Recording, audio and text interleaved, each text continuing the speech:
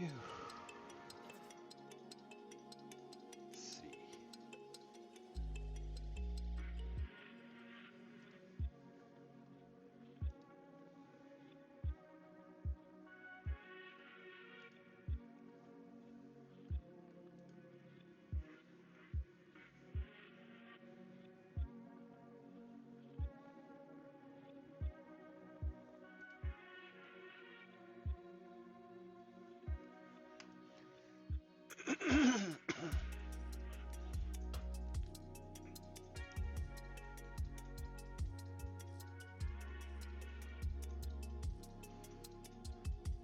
What are we thinking about today?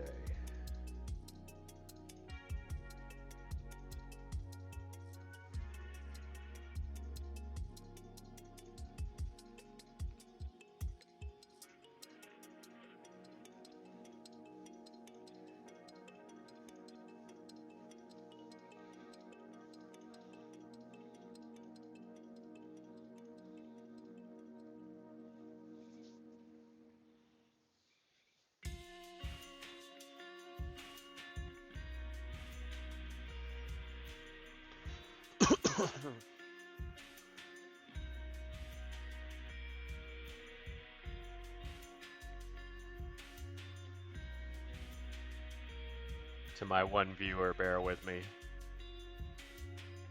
I had an idea of what I was going to put out, but I can't remember.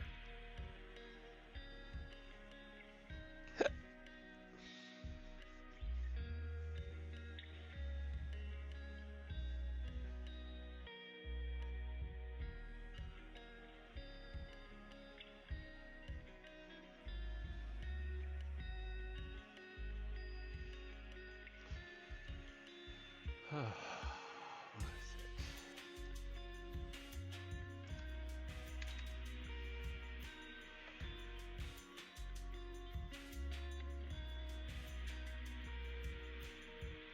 What was I thinking about today?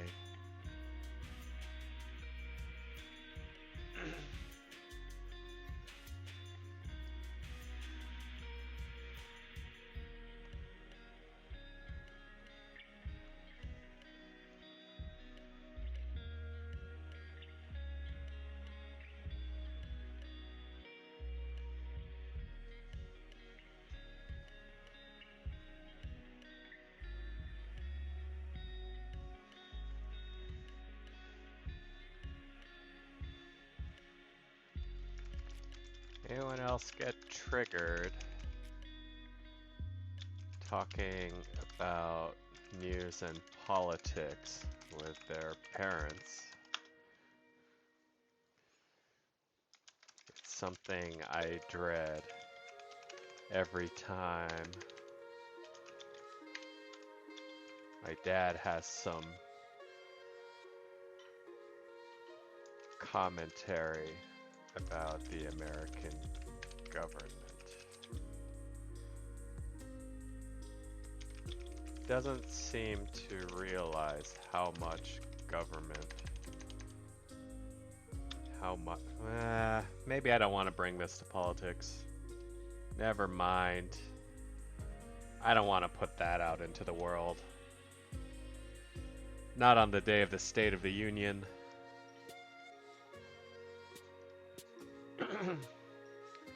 See. What else? What else am I concerned about here?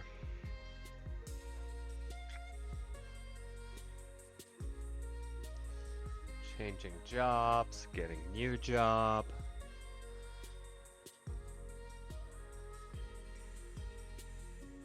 Everything's stressful. COVID. Anyone else out there still wearing their mask? I'm the last holdout in my office. I probably look ridiculous. Or like a ninja. Asian. But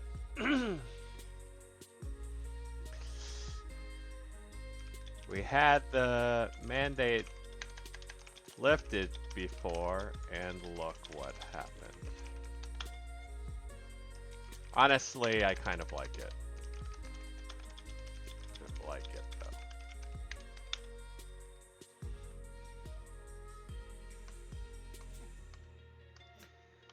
though. Alrighty, let's get started for the day.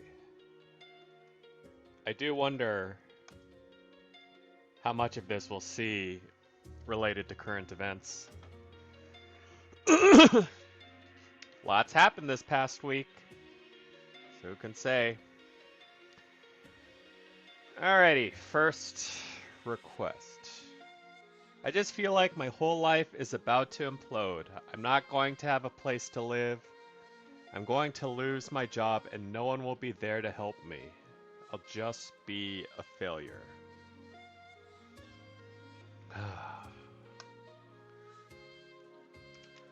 R. What makes you so certain that all of this will happen?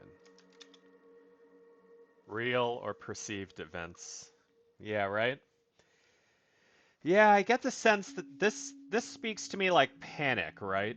Like they're afraid of one thing and the rest of these are like chained events almost. Or do you see these as a sequential series? Let's see. Or what makes you so certain that all of this will happen? Or do you see these as sequential events down the road? Probably starting from losing your job.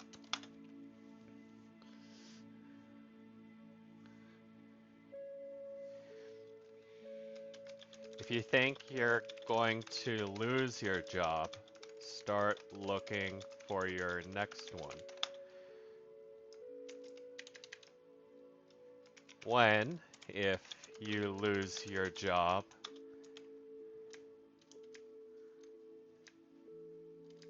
let's see, also start getting your employment paperwork ready. Arena got rollback netcode. Yeah, no, I saw that announcement. I was like, damn. We're going back to fighting games, I guess, huh? And here I was so certain. I was like, oh, we finally left that behind. Yeah, Tarragon. I mean, the summer's not too far. We got, what, 3 months? The game comes out like near the end of March, and then, you know, we play it the old-fashioned way in the meantime.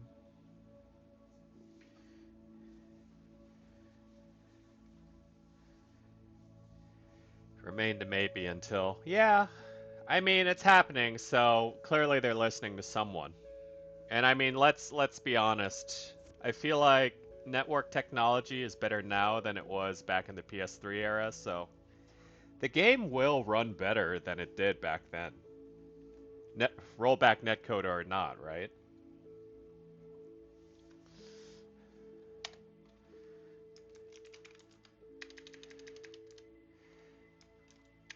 Even if the worst is to happen, you can always make plans to mitigate. I don't know about the lack of support.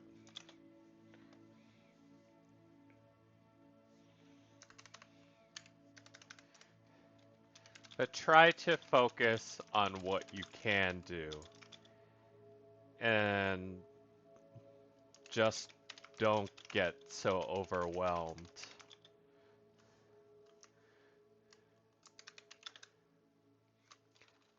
by the weight of worst case scenarios. Something like that. Although that said, I feel like everyone's kind of felt that way, right? Where some people think we're on the edge of another recession. If this person's kind of anticipating that, I could see the panic, especially if you're starting or you're still early in your career.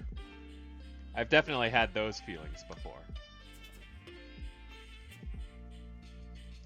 But if you can pivot, you can make it work out. It'll be hard for sure, but better than just giving up, right? Let's see. I'm applying to a program that requires me to be vaccinated. I have no issue with this, but my parents are refusing to budge, and because I am a minor, I cannot get vaccinated by myself. Oh, god damn it. Freaking anti-vaxxers. Dude, this is the worst, right? Like, to the point where you're going to freaking... That's nuts. That's nuts. Ah, Jay. Dude. I'm so sorry to be reading about this. That is ridiculous. And I'm sorry your parents are going to that extreme.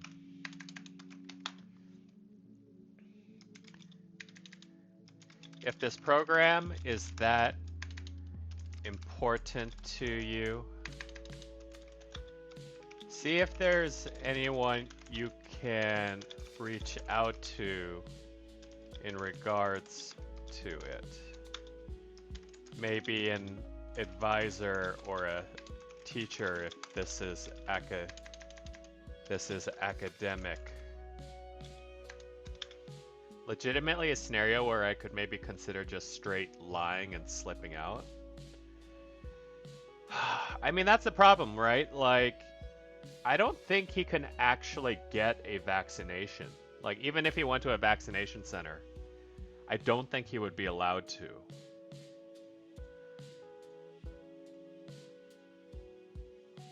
Maybe?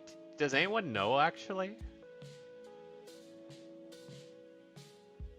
Because I'm trying to think of what I did when I got my vaccination. I think I had to give my social security number.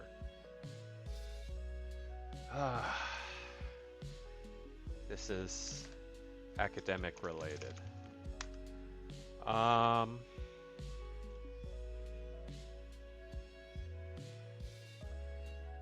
Let's see.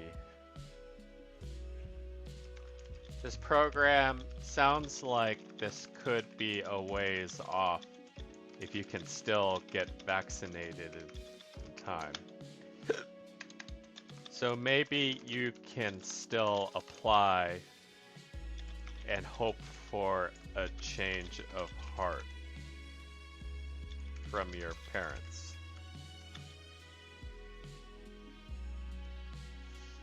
I don't know, can a minor legally sneak out? I feel like this is a thing you should be able to do. Just what's scary about it is if they don't handle it right, then they could get a counterfeit vaccine, right? Or something like crazy could happen if they don't do it properly.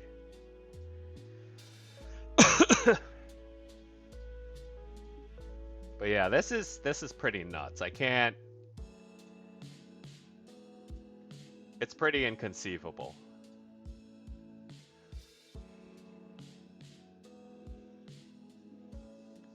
Program sounds like it could be a ways off, so maybe you can still apply.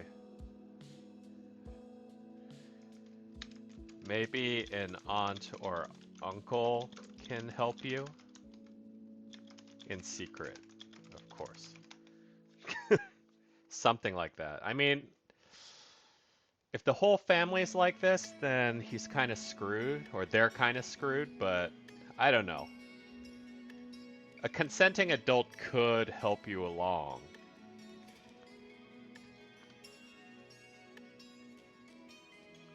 That's just crazy. What happens when he like wants to go to college or like what? It'll limit the schools he can go to? Like, is it really worth it? Ugh. Alright. I've been trying to find a remote job so I can get my life going without getting my at-risk family member sick, but now I think I need to really consider a job outside of the house. How can I tell myself that I won't get them sick and everything will be fine? Let's see. Ed. It sucks, but pretty much anything involving leaving the house will come with some risk. At the end of the day, it's about mitigation. So as long as you're vaccinated, you're masking up, and you're disinfecting yourself when you go in and out of the house,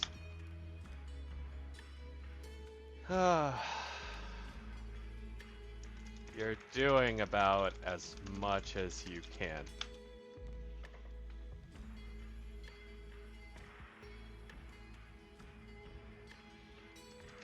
You can always look for a remote job in the meantime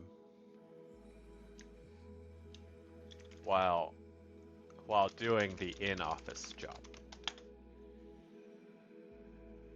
Yeah, yeah, it is a little tough considering businesses are time for remote IT. Very possible, right? I mean, the problem is it depends on the industry you work in, right? And that's, God, having an autoimmune deficient relative that's gotta be tricky no matter what you do.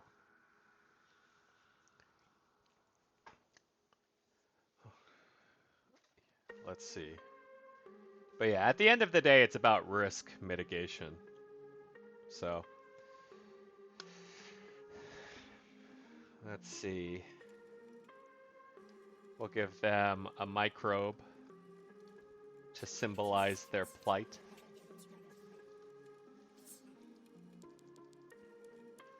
Wow, a lot of work-related questions today. 4 days into my internship, and I'm still anxious for the meeting/briefing each day. I'm still struggling to catch up with the fast pace that my office has going on.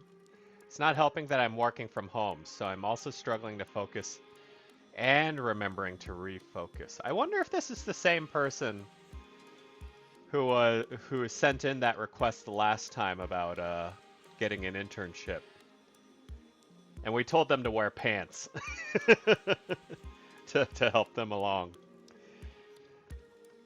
Let's see. R. Good on you for getting that internship. I know it seems really hectic and scary going into a professional company for the first time or second.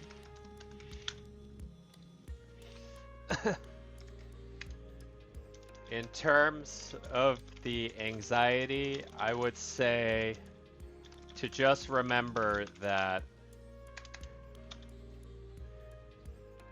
Shifty Anuti will become oh god. Wow. I was like, ooh, first time chatter. And of course it's a bot. Why wouldn't it be? That's fine. I think they DM'd me too. It's a little shady.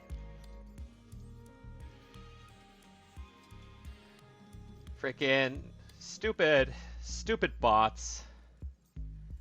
We're trying to help people with their problems, and you gotta go advertise followers. Let's see, what was I saying? In terms of anxiety, I would say to just remember that as an intern, the standards they'll hold against you are pretty low. You're in a trainee program after all. Yeah, Pilgrim. I never thought to do it just because I've never like had to deal with that before. But I don't even know how to DM people. That's the funny part too. Let's see. The hold against you are pretty low. You're in a trainee program after all. In general, I think you have to mess up astronomically for them to fire you. Yeah, you can get away with quite a lot as an intern, which is kind of funny. Tarragon, I think people don't realize like I think it is comforting because people don't realize that like it's pretty hard to get fired from a job. Yeah, I mean that's really the sum of it, right? Like so many people get away with doing a horrible job at their companies. Like it takes forever for them to leave the company. And I think that's kind of one of the best kept secrets about corporate work.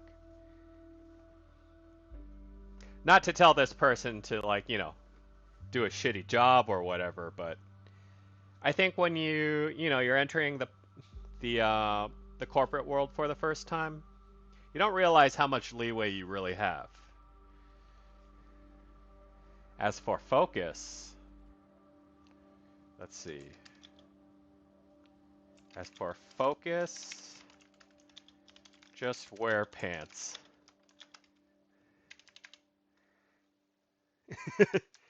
It'll be a mental shift from wearing pajamas all the time. I think that was good advice, so I'm gonna repeat that and send them the trouser fish.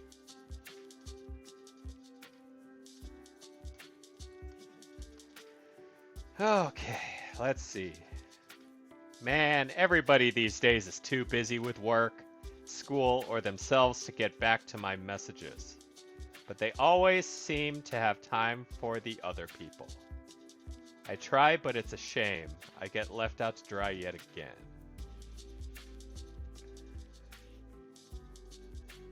I wonder. This is a little weird, right? Like, this person's kind of complaining that everyone has something to do. So what are they doing, right?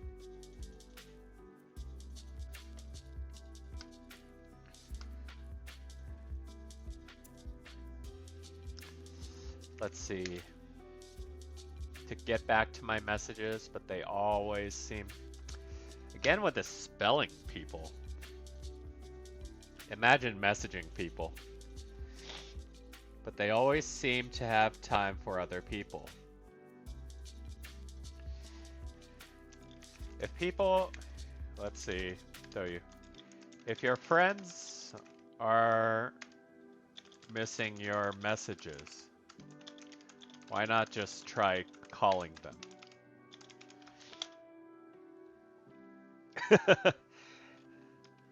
It's very easy for people to just lose track of texting after all. Could be you're the only one not not communicating verbally. No, let's not put this on them, even though I kind of suspect it might be. I find that when you speak to someone verbally, it's harder for them to forget that interaction. So if you're trying to do things and hang out, maybe just try approaching your friends more directly.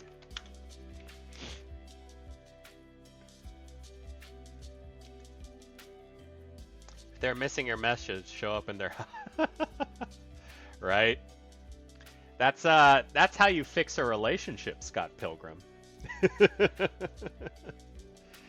You just park your car right in front of their house and just sit in your car all day waiting for them.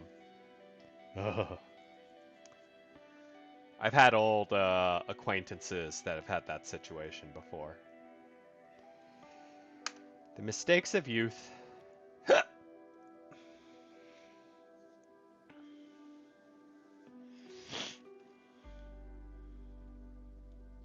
If all else fails, you can never go wrong with making new friends.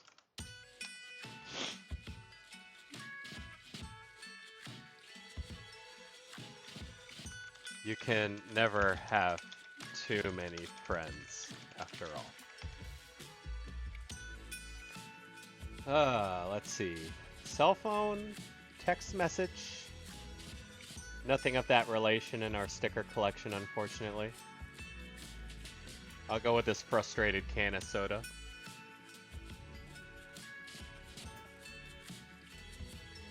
Let's see. I honestly feel like I do want to do a little bit of pot, to be honest. I am assuming I would really like to calm my nerves every now and then, but I don't want to be that one crackhead on the corner of the street.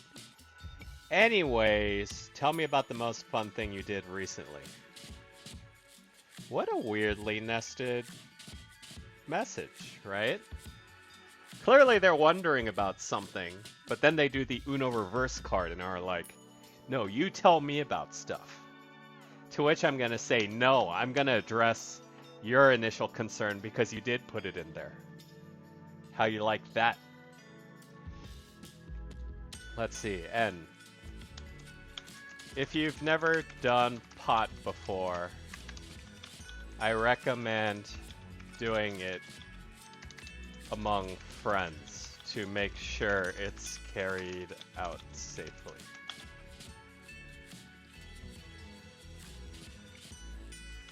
Make sure it's legal in your region, though. To be honest, I've never done pot, so I can't speak of it, though I have friends who regularly try to tempt me with the idea of consuming edibles. Let's see.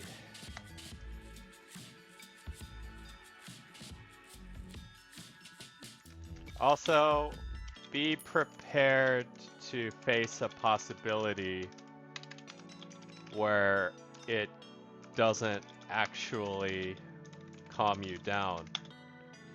I've known people who wig out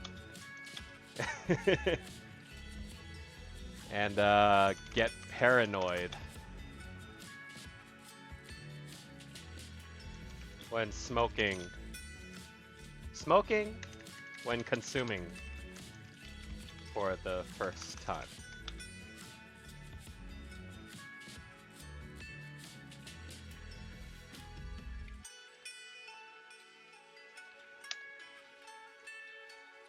Let's see, what else?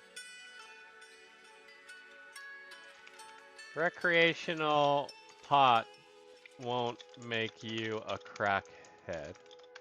What's crack again? Amphetamines? Meth? Meth will do that. As long as it isn't the only thing you want to do.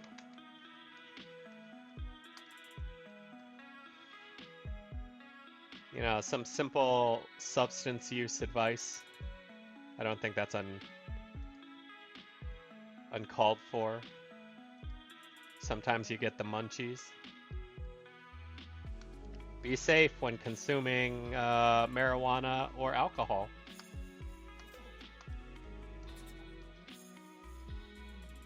Let's see. I want to make some bread or something soon. Baking usually cheers me up. Anyone have a type? Bread or pastry?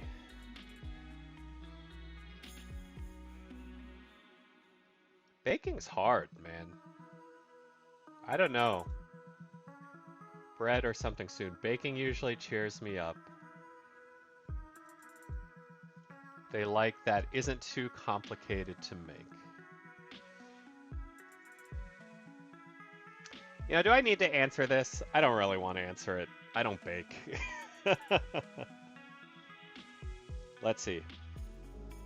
Hi, I sometimes feel like others don't like me very much, or at least not for who I actually am.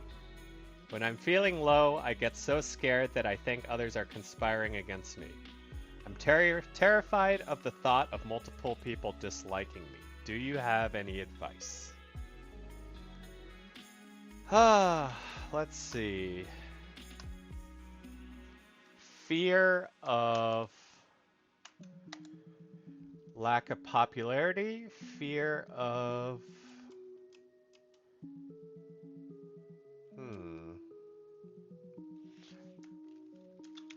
I guess the first question you have to ask yourself is why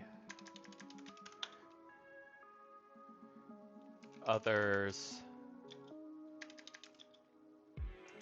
would conspire against you or dislike you.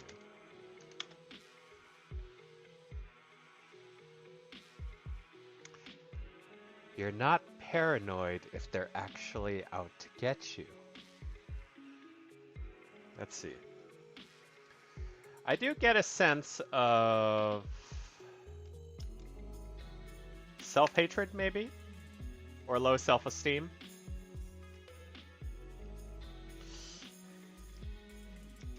If there isn't an obvious answer, this could just be low self-esteem talking.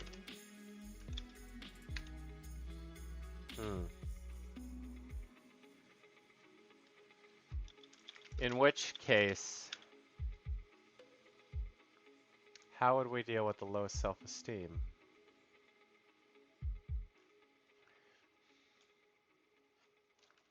It might be worth speaking to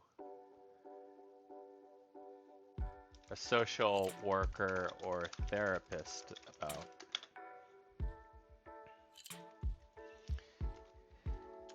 If it actually gets to the point of building paranoia against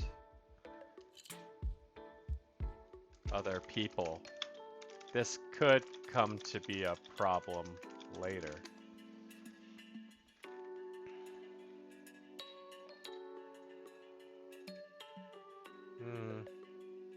Terrified of the thought of people disliking me.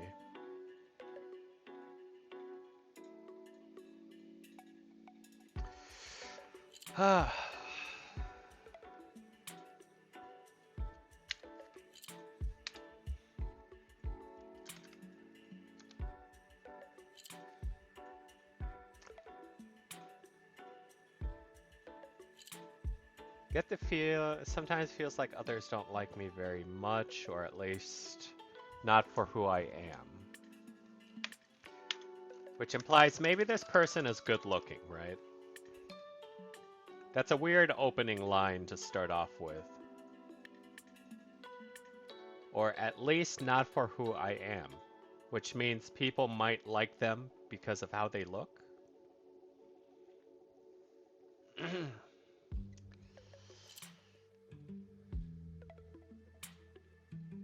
Let's see. If you can think of a reason that doesn't revolve around you being a bad person, then so what?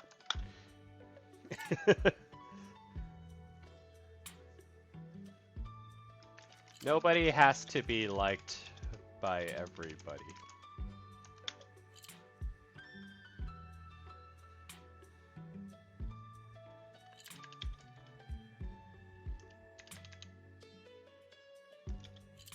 And that's okay too.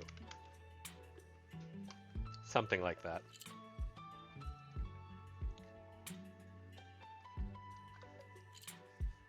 Yeah, I don't know what to think about that one.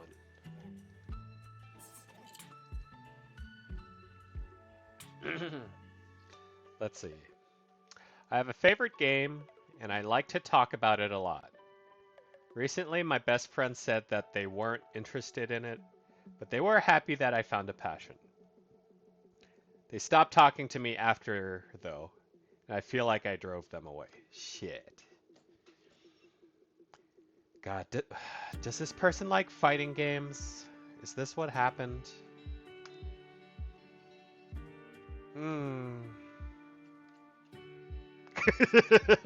Yeah, I know, Tarragon. It's a bit of a cheap shot. League player. Valorant player. Did they start playing Lost Ark? Oh boy. Let's see. A. Overwatch player. Kind words player.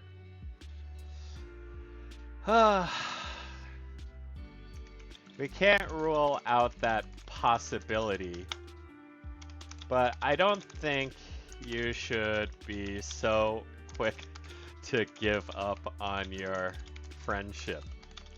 Just stop talking about your favorite game for a while and see if you can rebuild that regular interaction again.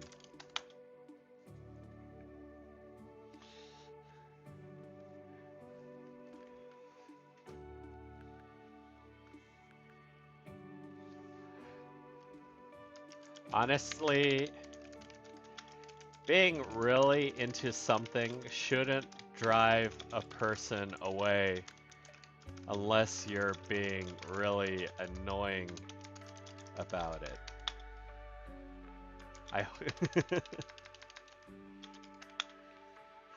Did you know Persona 4 Arena's gonna have rollback netcode? It's gonna come out in the summer. You should totally play. Yeah. Let's see, unless you're being really annoying about it.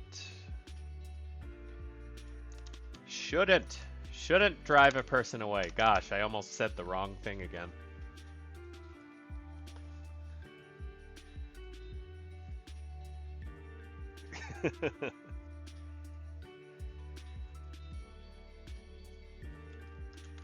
Maybe just save those conversations for other people who are into this game too.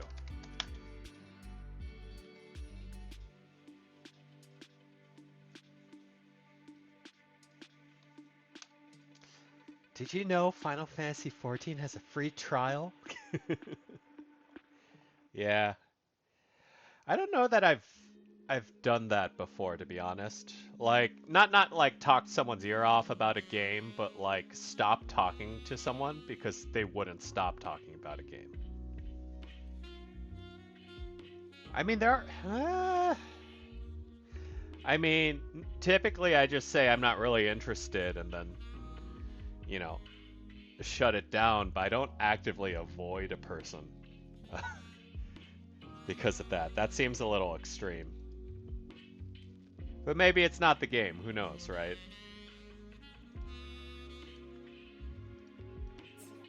Who's like, oh wow, you really like Blizzard games? Well, I don't support misogyny or sexual harassment, so, you know, I don't want to talk anymore.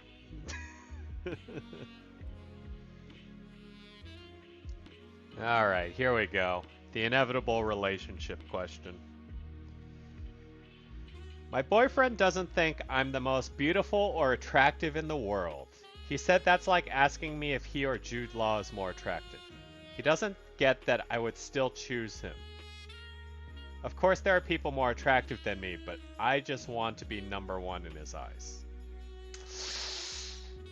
Mm. Ah.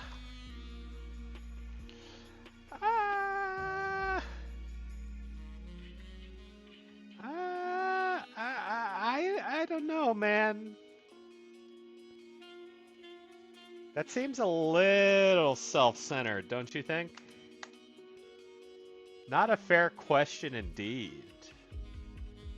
I don't know. I mean, why can't we be comfortable in our own attractiveness, right? Like, why you gotta make a man lie to his woman? If he's into like supermodels, right? Like if he thinks supermodels are super hot, you're really gonna make him lie about that? That seems a little. But he's not with the supermodel. He's with you, lady. Why you gotta test him like that? Jude Law, though, I get the sense that these people must be pretty old if he's saying he has to be compared to Jude Law. Jude Law's pretty old. Let's see. To be honest, I think that question. I think asking him to make that comparison for you is a bit unfair. Even if you aren't the most beautiful person in the world, he's with you at the end of the day. Aesthetic attraction is weird. Let's not forget the parables we were raised on, right? Snow White and the Seven Dwarfs. Do you know why that story happened? It's because the queen was like, mirror, mirror on the wall, who's the fairest one of them all? And she was like, what? This girl is more beautiful than I am? I'm gonna fucking murder that bitch. Right? Like, how crazy is that? Did anything ever happen to that witch, by the way? She poisoned Snow White, but I don't know that she ever got a comeuppance in the end. But yeah, I think he's with you. Yeah, we need to remind this person of the follies of vanity. Are we to believe the mirror was an objective judge of beauty, or does the queen just have one hell of an inferiority complex? And I think it's the latter, because the mirror could give two shits, right? The mirror is not a person. The mirror has no cojones, has no hormones to drive it. No ethnicities, no background. It is for the most part, an inanimate object with no anatomy. It just decides what's most fair on an objective, most quantifiable level.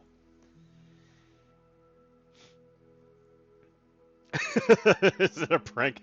The mirror just got bored and just like pointed to like a random girl. Quite possible too. He's with you at the end of the day. And I think that should be worth something at the end of the day. Let's not forget the story of Snow White. I'm going to bring it around. And how the whole reason she got murdered was because the mirror didn't tell the queen she was the most attractive. Although maybe there's another plot to be considered here, right? I am comparing her to the witch. Like, what is this? I want to be number one in his eyes? Why does number one have to be I am the best looking? What is this vanity culture we're dealing with right now? But see, here's the thing, right? Because the reverse card I may be pulling on myself here is, even though, you see, the witch, the queen, was not the fairest one of all. It was Snow White. And she murdered Snow White. But at the end of the day, Snow White still got Prince Charming, and the queen got no one. So what does that say in the end? That not being the most fair is not worth anything? It basically, you know, it whatchamacallit, it rewards the people who are the best looking in the world, right? The dwarves took care of her, didn't ask for anything, gave her jewels and shit. And she got the Prince Charming at the end of the day. So I don't know. Wasn't Snow White also the queen's daughter? Or am I like, I could have sworn they were related. And so it even got more sinister, right? Because then the queen murdered her own daughter. It's been a while. I haven't watched Snow White in a very long time.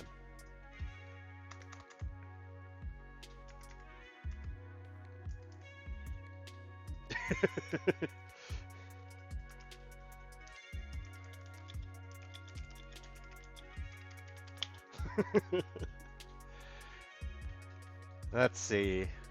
Even if you aren't the most beautiful person, he's with you at the end of the day, and I think that should be worth something.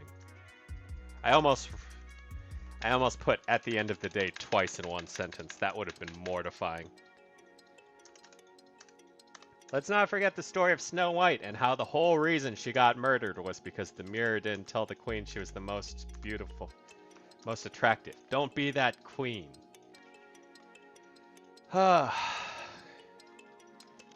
In the end, your boyfriend may just be a practical person and is answering you empirically. Empirical? Did I spell that wrong? Empirically.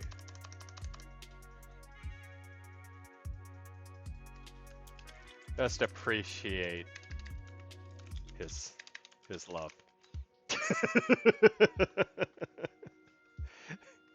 Woman, you're asking for too much. Jesus. He's with you, okay? Just chill the fuck out. What can I send? What can I send that's symbolic of her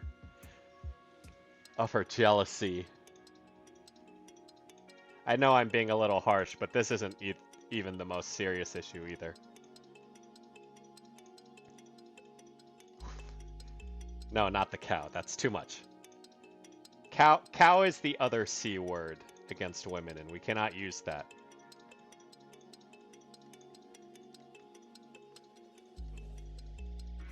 She's gonna be so upset when she reads that. Oh, God. None of my pastimes give me joy anymore. I just feel numb. I hope I can find a way to enjoy them again. Sounds like apathy, right? Sounds like an appropriate teenage apathy we all go through.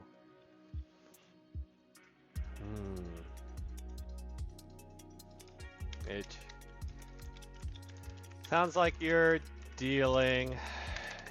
Let's spell that right, please. Dealing with apathy or depression.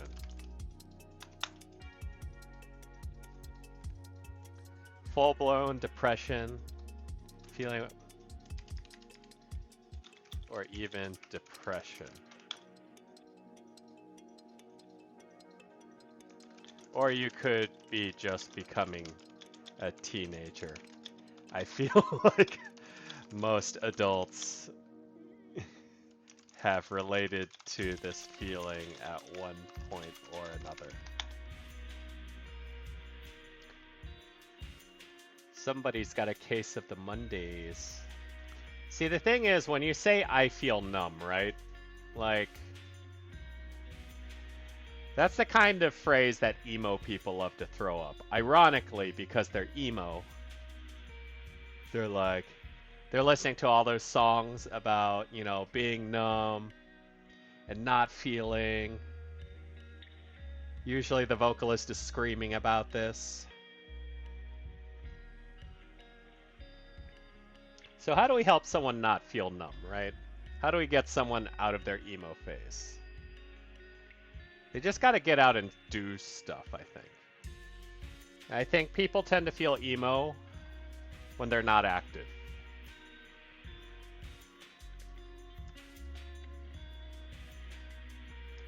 I think the best way to get past this is to get active.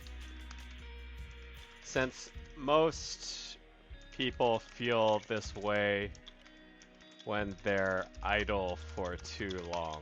See COVID. Since restrictions are starting to lift, look into clubs or social activities.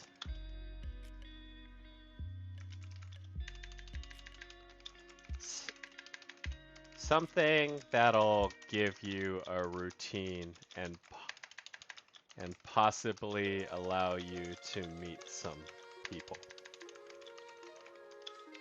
Good luck.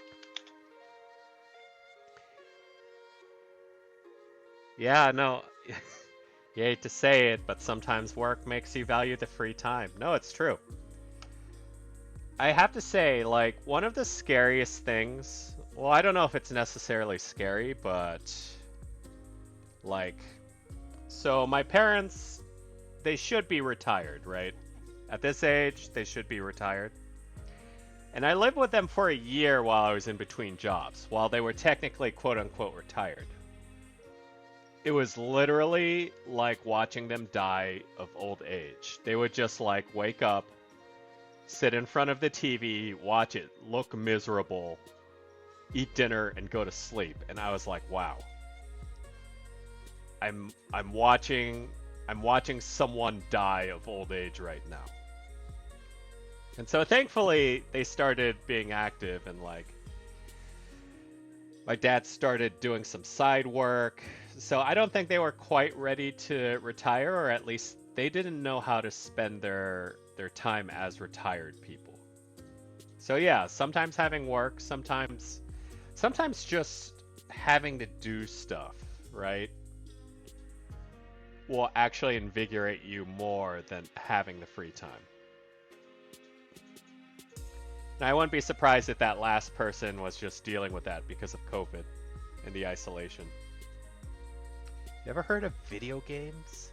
You heard of fighting games? Incidentally, during that year, I had been playing Marvel quite a bit. I think I was a little more active in my YouTube channel than before. Let's see. Someone I used to hang out with has had some insanely problematic takes recently, and when I confronted them about it, they did nothing but victim blame and twist my words to fit their narrative.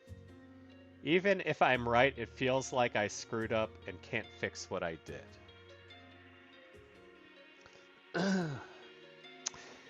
Interesting. Victim blame. Insanely problematic takes.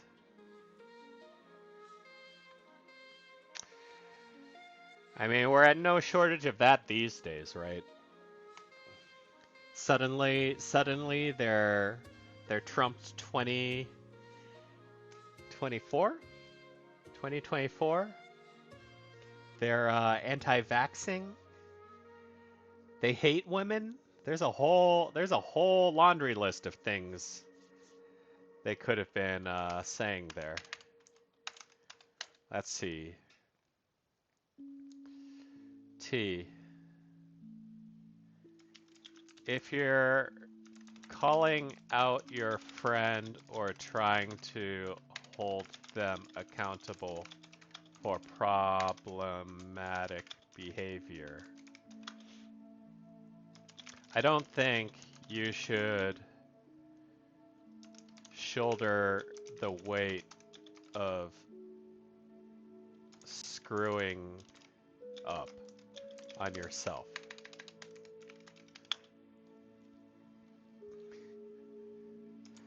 Friends are supposed to keep each other in check.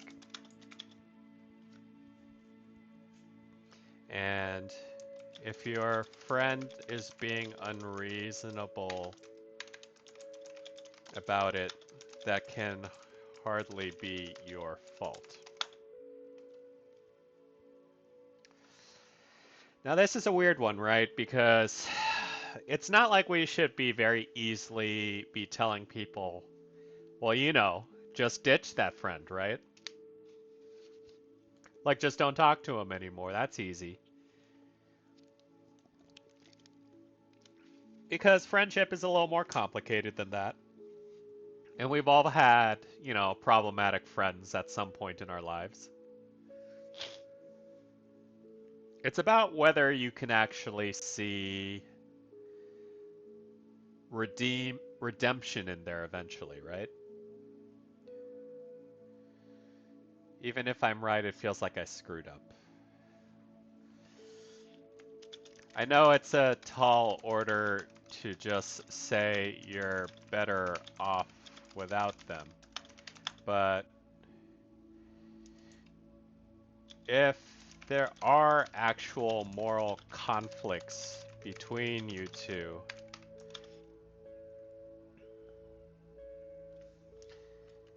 it wouldn't do to try to force it if they're not ready to see them.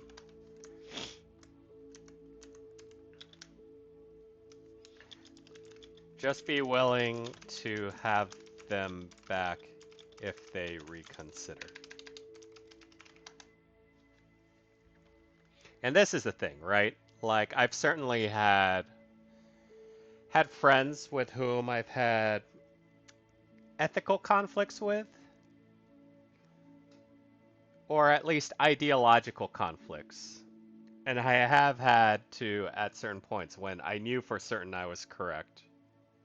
And this isn't about, having one up over the other. It's more like, you're making a horrible decision.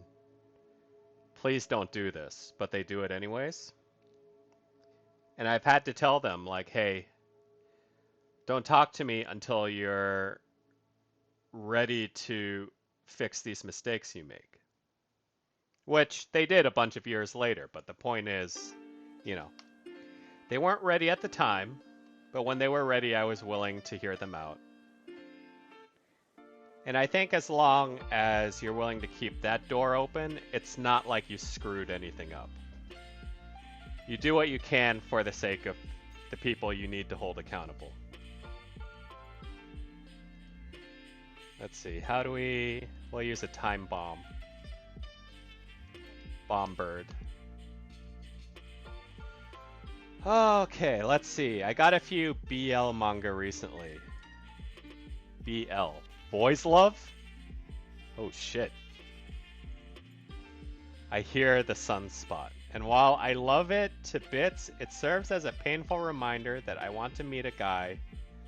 But due to work-related situations, I may have to move in the future, and so I can't commit to someone here. Feels like I'm in a... Is boys love manga really like an inspiration for heterosexual relationships? I was under the impression that boys love was literally boys love. This is a weird preamble to get into your, like, relationship complications.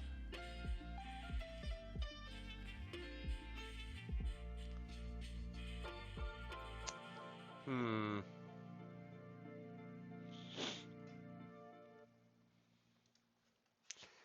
T. I imagine the sentiment it inspires carries over somewhat. I mean, I guess, right. Like, if you can read a manga about a beautiful homosexual relationship, why can't you have a beautiful heterosexual relationship? Maybe they just love boys that much, that they love to see boys loving other boys. And so they're like really into boys. Serves as a painful reminder I want to meet a guy. Let's see. Sounds like your imminent move is... Admittedly, the speaker doesn't specify gender, does it? No, they don't. So, I mean, they could be a guy who's super into boys' love. But yeah, my understanding is that boys' love is kind of trash manga for women, right? Kind of like how harem manga is like trash novels for boys. That was my impression anyways. Is still kind of up in the air. It shouldn't be a reason for you not to date at your current location. It just means there are other considerations regarding long distance. It's by no means the end of the world, or an excuse to not at least date for fun. It has its own set of fraught tropes and cliches. No, I bet. I was just really shocked to see that, right? Not to mention also, like, a professional adult reading boys love manga. But, I mean, maybe it's more appropriate for a mature person to read boys love instead of a teenager. Right? Like, it's that forbidden kind of kink. Like those vampire romance novels. Or an excuse to not at least date for fun. Who knows? You might find someone willing to do the long distance thing. Or who might even have the flexibility to move around themselves.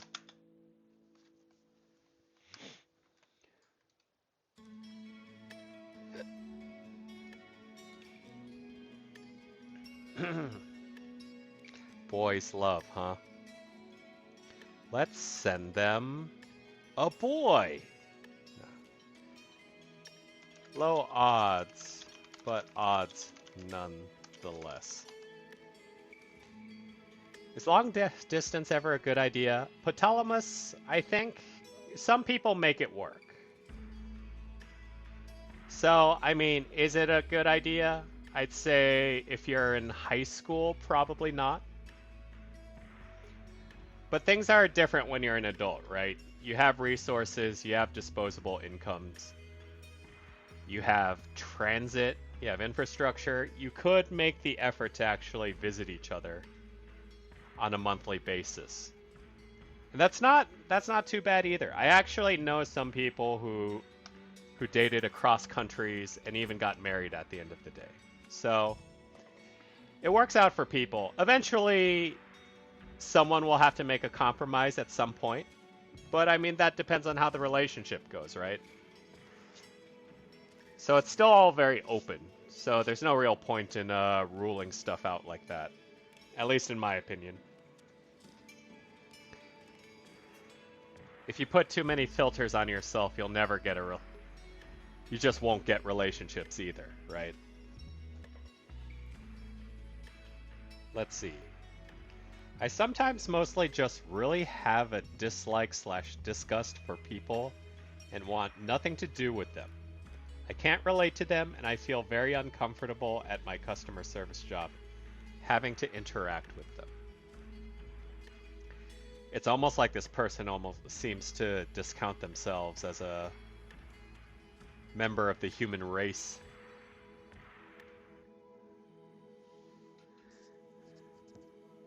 Where it becomes that one university question you got. Oh God. Oh God, when they immigrated, that was horrible. I mean, as long as you're not a student, I think non-long distance, long as long as you're not a student, long distance is feasible. I think college is when most long distance relationships kind of fall apart anyways, though those are usually holdovers from high school, right? Can't relate to them. Have a dislike and disgust for people and want nothing to do with them. Sounds like you might be an IT person. I think it's pretty common not to trust that any random person you have to deal with is likable, especially in customer service.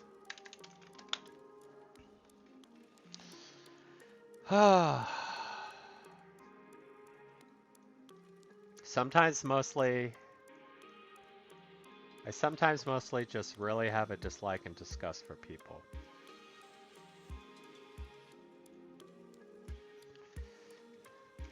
The trick is diluting some of those awful customer experiences with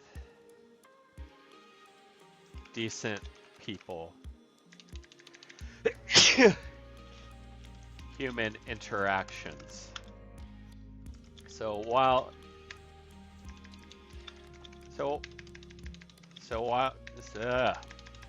oh God, allergies. Oh. Don't make relationships with your customers. I don't know, Ptolemy. Maybe if the customer is normal and like good looking and all that, but so what I'm gonna say sounds counterintuitive here, right? But if they don't like people because they work in customer service, I think they need to dilute that by meeting people they actually kind of like or aren't disgusted by, right? So I'd say hobbies or things out of work. Maybe do something where you meet decent people outside of work, like a club or volunteer group. That way you get exposed to the goodness of humanity in between the moments of bad. Something like that. I mean, all jobs are customer service, so if you don't like people, you gotta find some way to cope with that.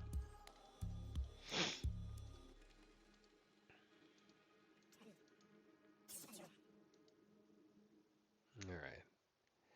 What do you do when your antidepressants stop working? Or in my case specifically, Prozac. It took a while to feel better and now I feel like I can't be fixed. Prozac.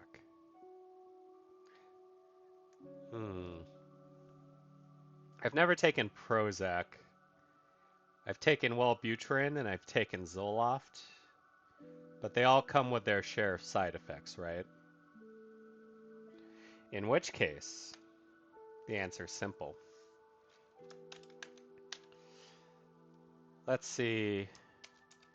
If your antidepressants aren't working or are losing effectiveness, your psychiatrist should be able to recommend alternatives or safely adjust your dose. Do people take Prozac without a prescription? Because I feel like this is weird, right? Like why bring this up unless maybe they're not taking these medications prescribed?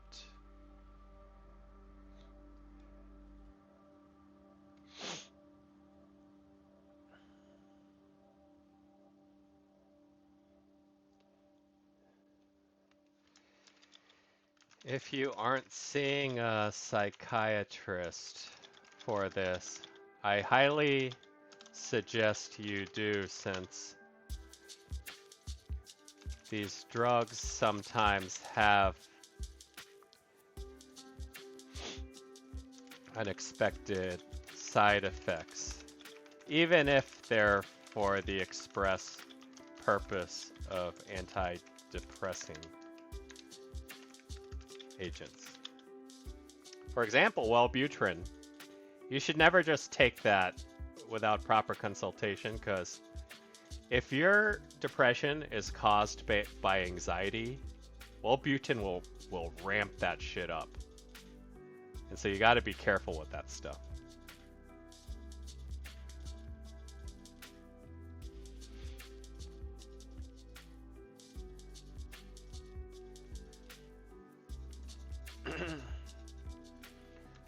Also, maybe consider if you take any other medications or supplements with it. It could be counteracting the effects. You can't mess around with drugs. They aren't, chemistry is complicated for a reason.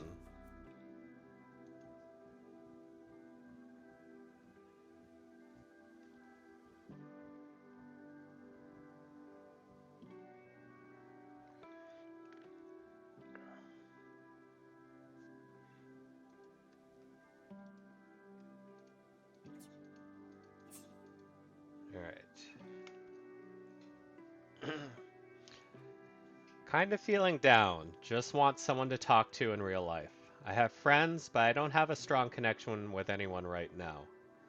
Just sucks, and people don't seem interested in me as a person. Wishing for someone. Any thoughts?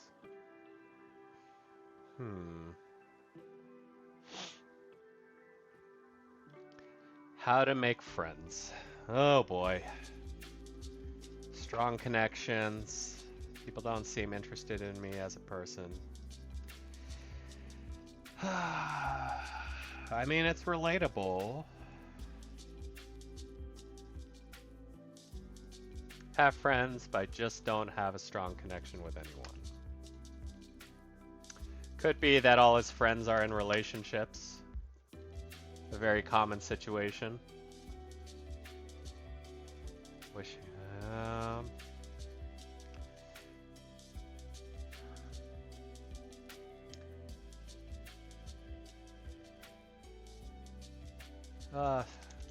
Sounds like you need to put yourself in situations where you'll meet more new people. Yeah, I mean, they could just be busy. And that's a thing, too. It just sucks that,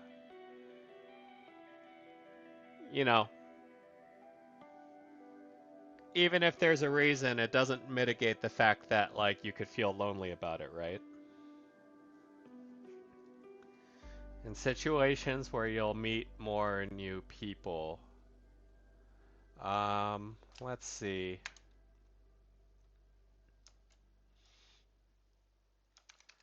Try volunteer associations or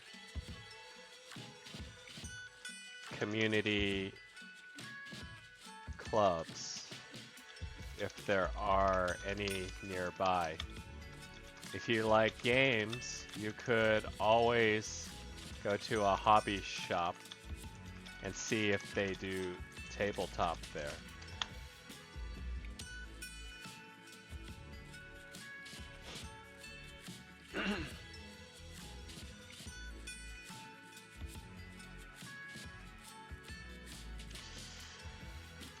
There's also the Meetup app, though that gets pretty hit or miss at times. Let's see. The point is that you keep putting yourself out there until you find someone that clicks. It's the best any of us can do in these kinds of situations. Good luck.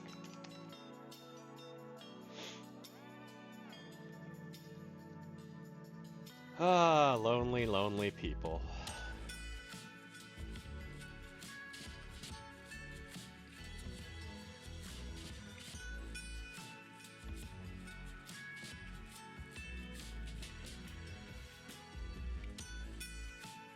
Supplement real-life relations with online ones. See, that's the thing. Like, the fact that they have to say just someone to talk to in real life means they're probably not at a lack of, like, digital communication, right? Otherwise, they just say anyone. Oh god, the spelling. The spelling. Why do you spell barely like Harry? I feel so alone, manly, because I am, and I have barely anyone to truly talk to. And everyone I know is, oh god, zero punctuation. I know has hidden themselves behind a locked door. I am a teen that does online school with no friends, and I spend most of my time in front of tech by myself, and I hate it.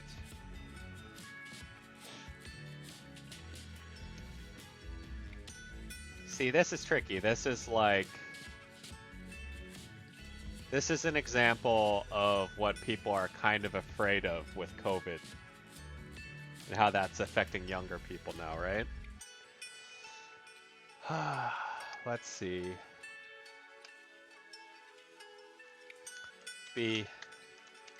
Since COVID restrictions are loosening lately, maybe look into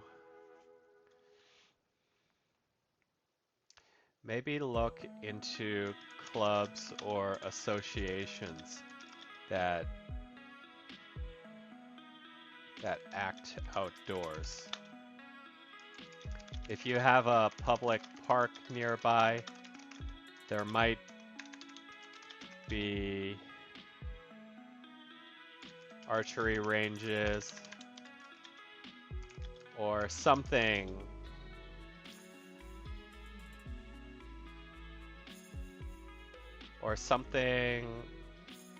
low impact you can try to join.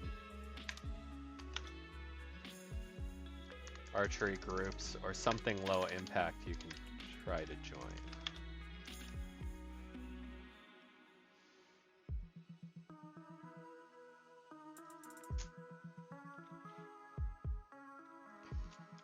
It sucks that you don't have school to lean on. But if you can get around on your own, there's no reason you can't look to, let's see, community groups, or there's no reason you can't look to community groups or volunteer organizations. to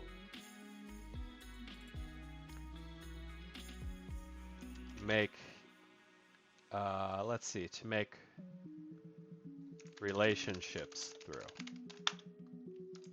Food for thought. Maybe your parents can help.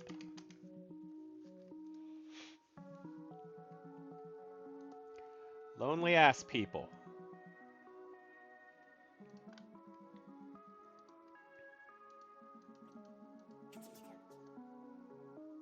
Oh my god. And oh wait, no, that's the same one. Thank goodness. To all the boys, men's, and male aligned people reading this, you're allowed to be sensitive and emotional. It's okay to cry. It's okay to ask for help.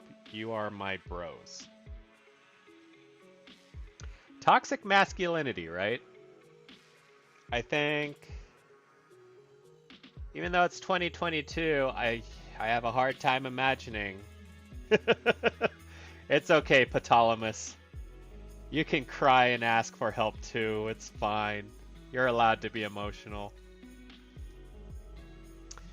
It was definitely a tough thing back, at least in the 80s and 90s. I feel like it's funny because you wouldn't see a message like this out there, at least for a very long time. It's good to see this sort of awareness sort of spreading, kind of like the idea of mental health in general. But yeah, it's interesting that messages like this need to come out as if it wasn't obvious, right? Let's see. My body tenses up. I hold my breath and shake. I am fully conscious of everything I'm doing.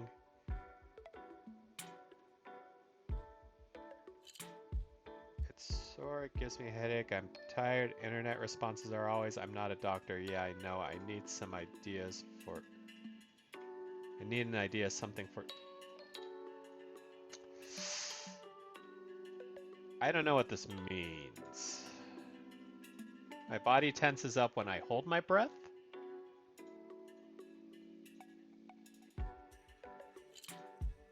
No doctor has an answer. I'm sore. It gives me headaches.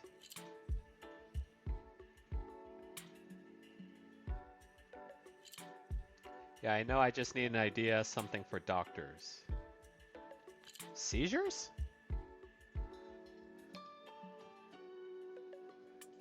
Sounds like seizures.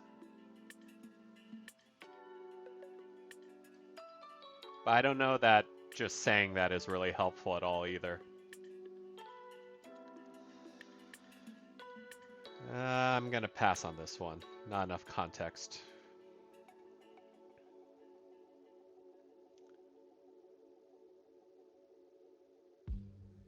I tried the suicide hotline via email in my country from some ads on some newspapers. Under multiple articles of people ending their lives. My god, it was useless. It somehow made me feel worse after reading their replies. It felt like I was being talked down by a robotic villain. Let's see. T. In their defense, I think a lot of the volunteers who work at the suicide prevention hotline aren't fully trained professionals. They're just focused on trying to help people in the short term.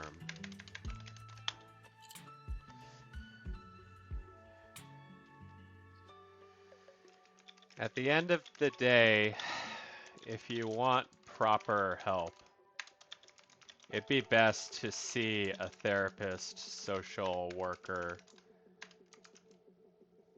psychiatrist, as they're the ones with actual training to help with this sort of thing. Mind you, it will take time. Mind you, it does take time.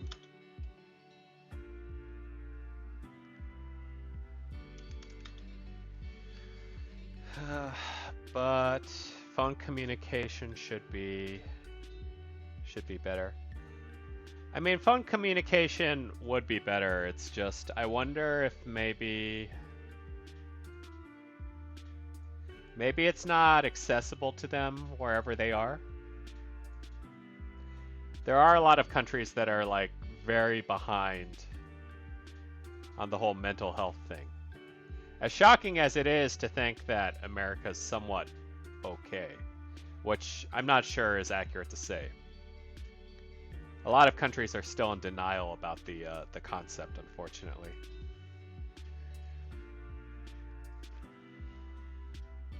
Mind you, it does take time, but it would be best in the long run. Take it from someone who's been. Something like that.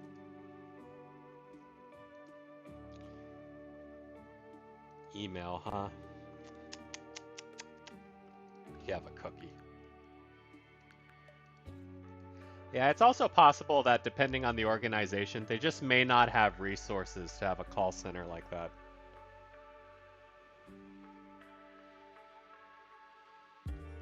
I want to do better at my chores and bringing my side around the house, but I'm just not managing. I barely feel like I'm keeping my head above water at work, and I'm not managing to get round to a lot more on top of work. Chores. My side around the house.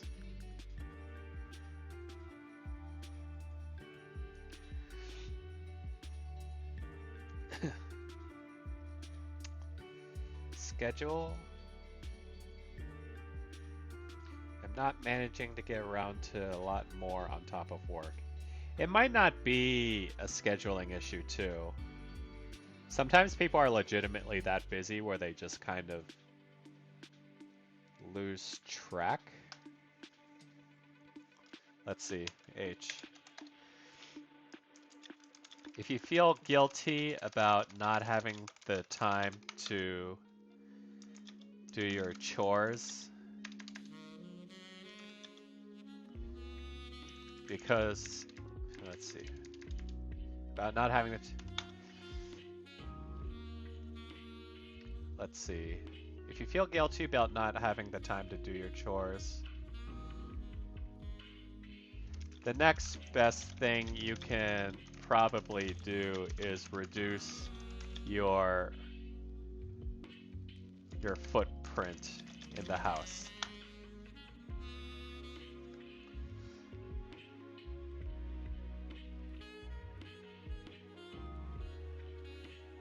It's barely.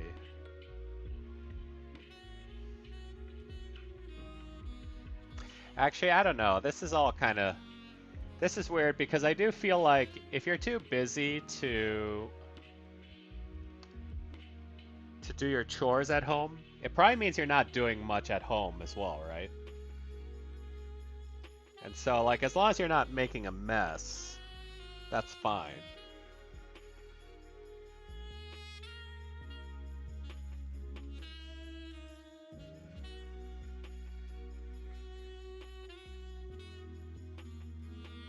Oof. But yeah. Let's see. Today there was this slow, aching feeling that kept building up inside me. I have depression, so it's probably a part of it. Everyone has a life and they're too busy to even feel lonely.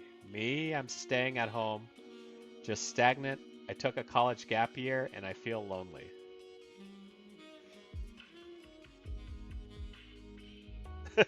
Thomas.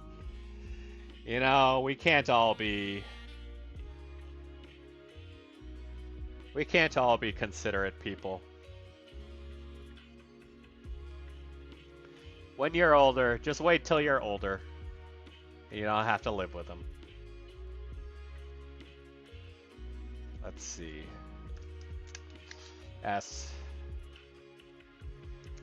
Rough time for that gap year. Sorry it's playing out that way. That aching feeling you feel, I'm guessing it's kind of like a hollowness in your chest. Definitely depression.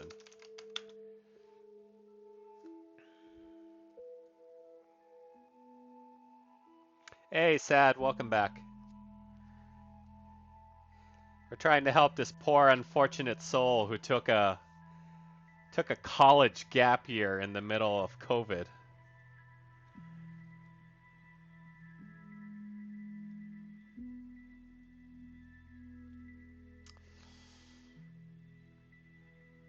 Let's see. I think the best thing you can do is just try to be active.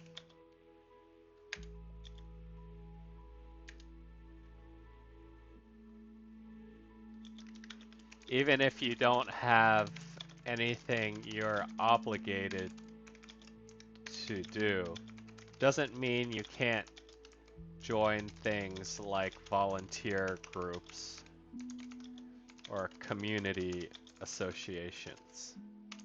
Yeah, I mean, you're basically... It feels like a good idea to kind of take a break from school until you realize, like, your life almost has no meaning or purpose when you don't have anything specific you have to do. And especially if you're not, like, seeing people or meeting people, that's a tricky thing.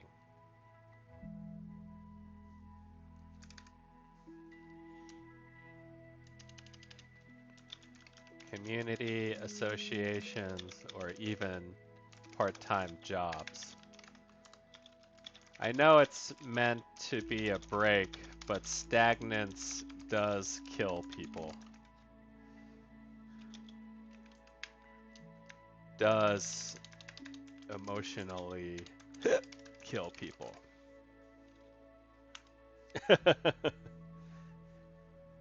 Yeah, I gotta be careful about how I write that, how I use that word.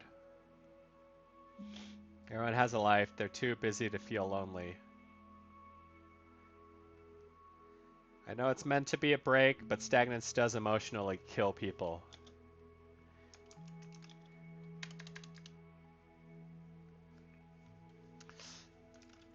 Sometimes working is living.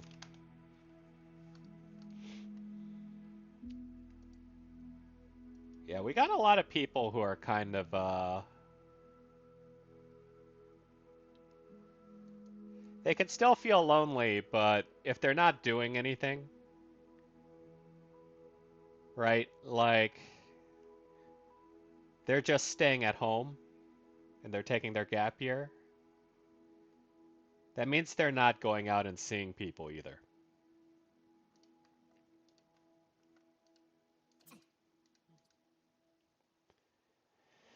Let's see. I have had an unrequired, oh no, an unnecessary crush on a friend for a year now. I know it's not mutual, so obviously it hasn't gone anywhere, but nowadays she's only been talking about catching feelings for this dude, and I can't stop myself from being kind of hostile to him and her. Oh god, here we go. Again with the relationship questions. People, isn't anything else going on in your lives here? Let's see. Jay. If you're a pretty close friend with this person, it might help to just tell her, but be upfront about the fact that you don't expect anything back from her. If you just say it like you need to just get it off your chest to move on, she may just listen without freaking out. Let him know he could have shot his shot. Huh. She may just listen. I don't want to give him too much hope though, right? But yeah, there is something about shooting a shot, right? We don't want to completely make him feel hopeless. I was just thinking in terms of like, I don't want him to just become a raging asshole without any explanation and without feeling like he can explain it. She's only been talking about how old are these messages? Ptolemus, they tend to be like a day, maybe 2 days old at most, I think. I haven't seen any repeat messages between days. It's sort of like these requests stay out until like 5 or 6 people answer them, and then they go out of rotation, basically. She may just listen without freaking out, and she might be more considerate of your feelings going forward.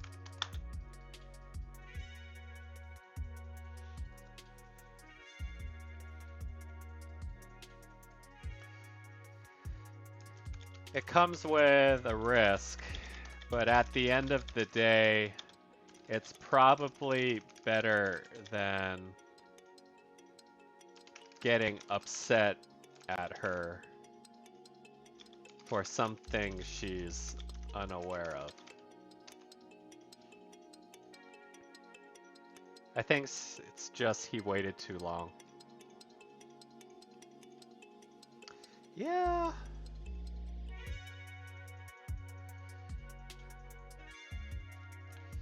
Yeah, I mean, I think, I don't know. Can't stop myself from being kind of hostile to him or her and her. Jealousy's a bad look no matter what the situation is.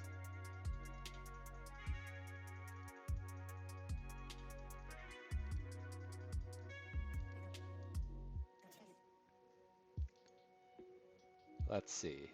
I don't know what I'm doing with my life. I'm depressed, and all I do is just sit at home with my mom and brother playing games or sleeping. At this point, I feel like I'm not gonna even make it to next month, or I don't know.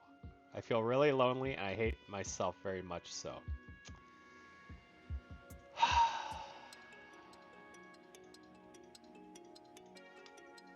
Lack of motivation. Yeah, I mean, that's... Sit at home with my mom and brother playing games. Why just the mom and brother? Dad's not in the picture then?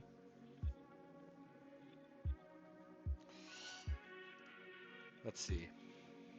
F. Have you spoken to your family about this? You think it's suicide bait? Not really, because it's not like I'm gonna do this. I want to do this right now kind of thing, right? Because we've definitely gotten those suicide messages on here before. I don't think like feeling lonely and feeling like you're not gonna make it. It is very classic depression feeling, right? Like you just kind of sit there and you're like, God, how am I gonna do this for another few years or something like that? I've certainly had those feelings myself. Doesn't necessarily mean suicide, but it definitely means you're stuck in a rut. And you definitely don't want to imagine life in the long term going like this. Let's see. Have you spoken to your family? Might be worth a shot. Might be worth it, even if you think you might be burdening them. I think they'd want to know.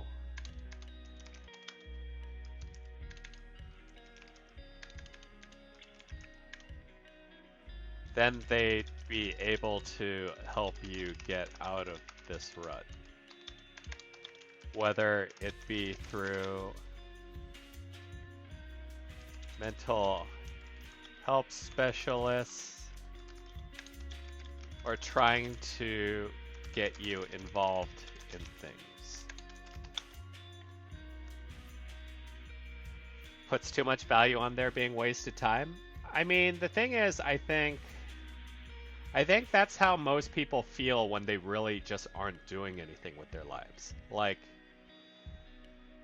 a lot of the common regrets and people, like, when people are put in a situation of, like, imminent death or, like, suicide, they always think, like, I've done nothing with my life. I've wasted my life.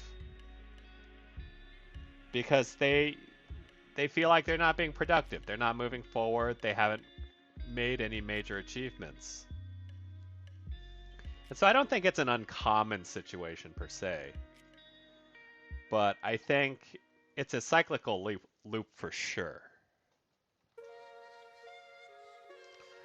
Honestly, it sounds like you haven't had a routine in a while. Had a routine that takes you out of the house for a while. It doesn't have to be much.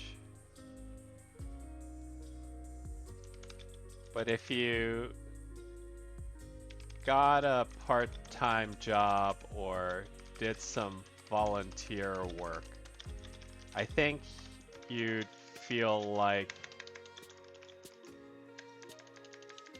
you'd benefit from the constructive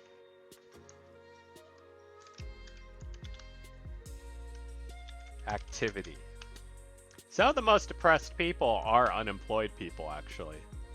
And I definitely felt that during my period of time of unemployment. Like, to the point where I was like, fuck, it doesn't even need to be a career job. I'll work at a Barnes and Nobles. I'll work at a Petco. Just give me something, you know?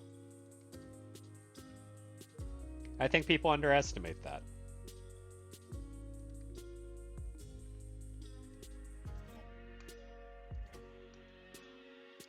Want to volunteer at an animal shelter?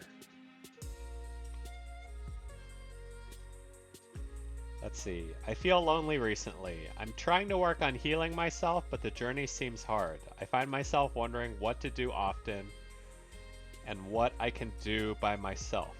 Any advice? Thanks. Dead-end job is the second wave of depression. I mean, here's the thing. If it's between nothing and like and a job, I'm not sure the job would be worse. Or at least if the job is worse, then you can make the decision to stop it. The point is you got to be doing something. And just kind of wallowing at home doing nothing is like, it's a very slow way of going nowhere. It's not a fast track to like wanting to commit suicide, but it's a slow death, if anything.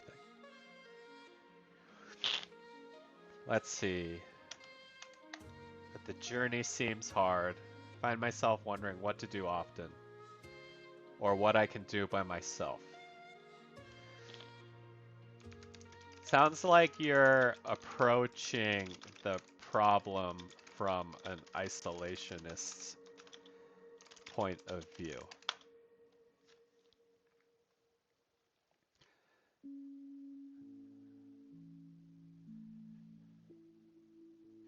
Like, sometimes people just need to go out and touch grass, right? As silly as that sounds, it seems like the majority of the problems today is that, like, people just feel trapped at home.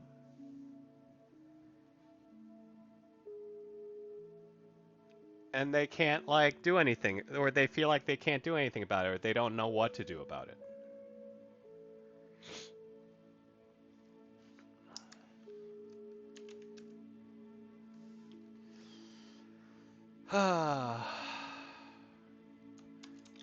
If you're lonely and unsure of what to do, maybe look into activities that will force you to encounter people on the regular. Volunteer work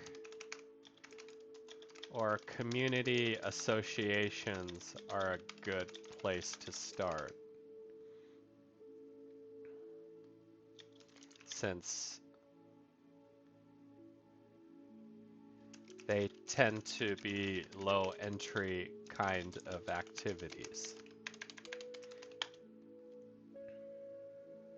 What to do often.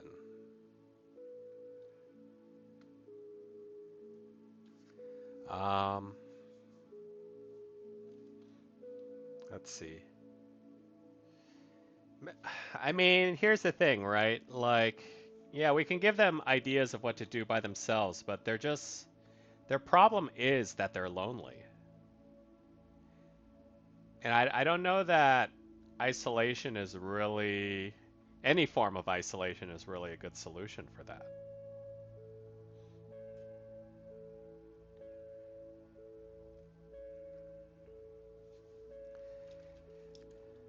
Since COVID, we got to remind people that COVID restrictions are easing up.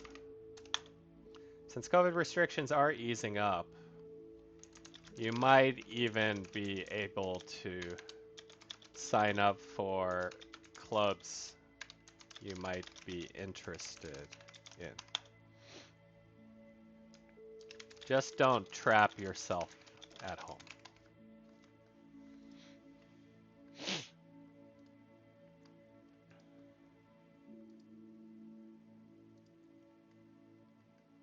Give them the blob.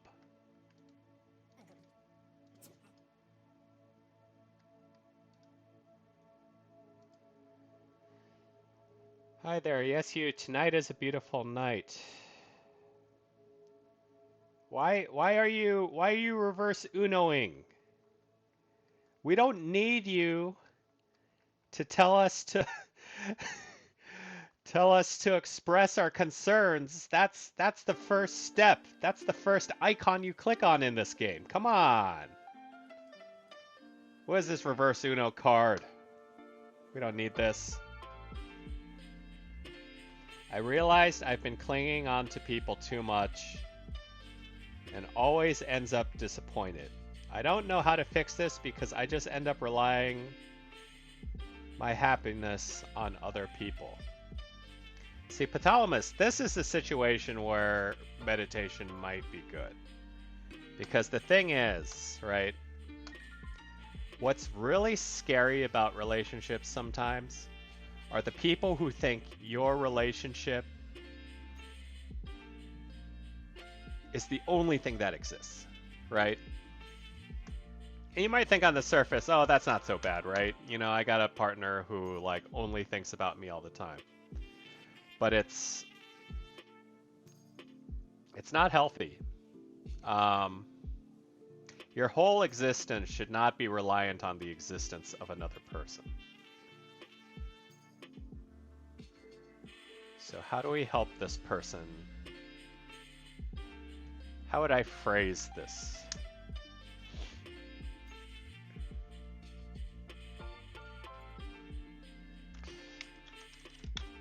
I think the thing you need to consider is that relationships tend to be more stable when both parties are able to function individually. An reliance on your partner puts an unfair burden on them, because that means they aren't allowed to have anything of their own.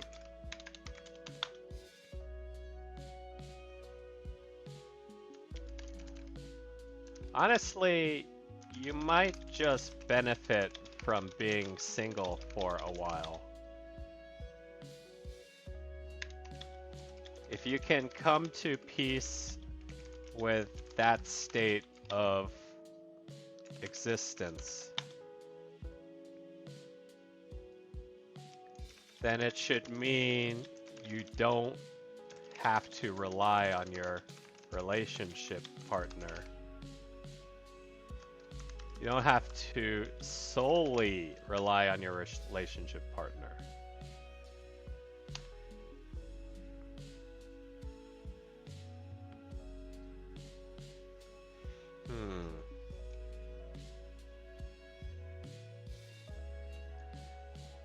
Then it should mean you won't have to solely...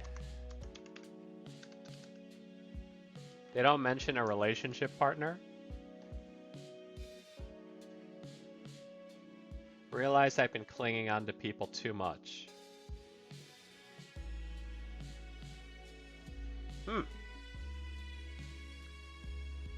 Interesting. Yeah, now that you mention it. I don't know how to fix this because I end up relying my happiness on other people. It's a weird thing, though, because clinging on people too much always ends up disappointed. That would almost imply that they don't have friends, though.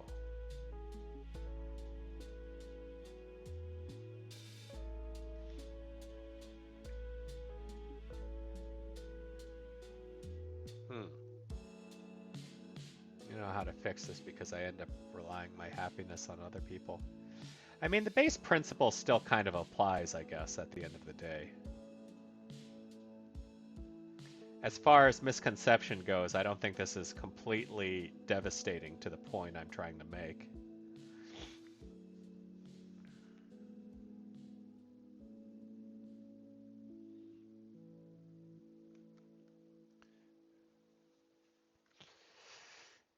I mean, it's hard to say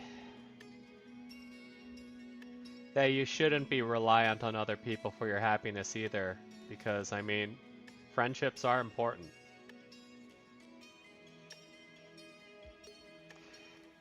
I'll just leave this as is and hope that this is relevant. I don't know.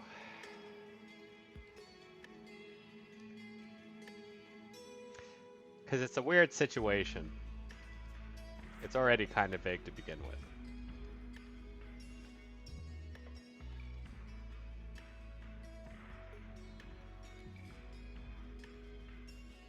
Any other onces out there? What's a onces? I live in Canada and am disappointed. Twice didn't have any dates here, but am watching all the uploaded videos on YouTube as they come out. It helps me feel better, and they're... Oh. This is fandom stuff, okay. Wait, twice? Wait a second. Isn't that a K-pop band? Oh god, is this a K-pop? Oh, screw that. No, I'm not getting into K-pop. Ah, oh, Jesus. And he once, I'm like, what the fuck is a once? Oh, it's a Twice fan. God damn. Alright, let's see. Feel like I'm stuck in the void of going through the same stuff over and over. I don't really know where to go. It's kind of depressing to be stuck at home all day with COVID, but everything else that I can possibly do, work or school, is just terrifying to me. Yo. Okay. Now that's interesting, right? Like, this person's a full shut-in is what it sounds like.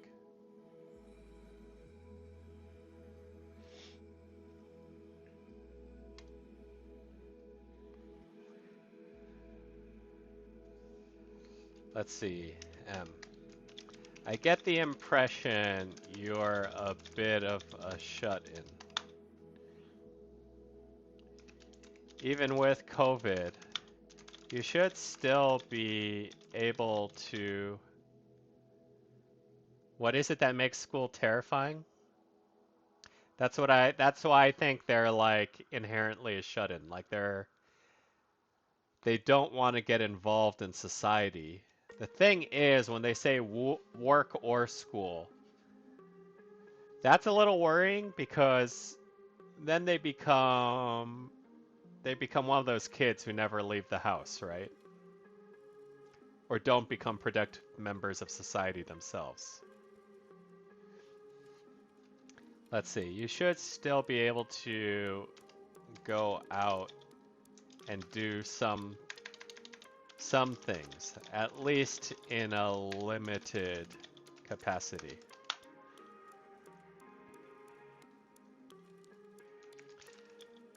What is it about work or school that terrifies you? It's something you'll have to address at some point. Probably soon, I imagine. Let's see. If you're not used to being out in society anymore, maybe you just need to build yourself back up to it. Take some part-time jobs or volunteer work.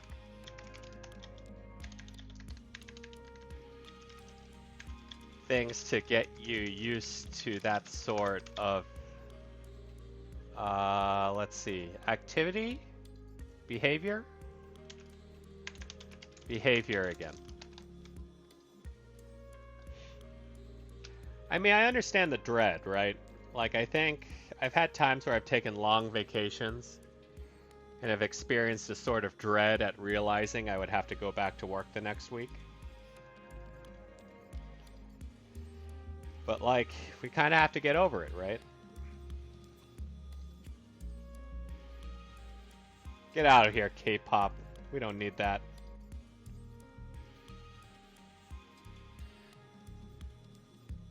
God, what the hell is going on today? Everything's about freaking apathy. It seems as though I'm perpetually wading throughout a pool, an endless giant concrete grave, a whirlpool sans riptides or dream. This poetry's awful. Not being sucked into anything, it never ends. Not drowning, it never ends. God. Emo poetry. This person's in 8th grade, I'm calling it. I hate this. I hate emo polish. I don't deal with poetry. I'm not responding to this thing. The only time I feel comfortable showing even scant intimacy is when I'm anonymous.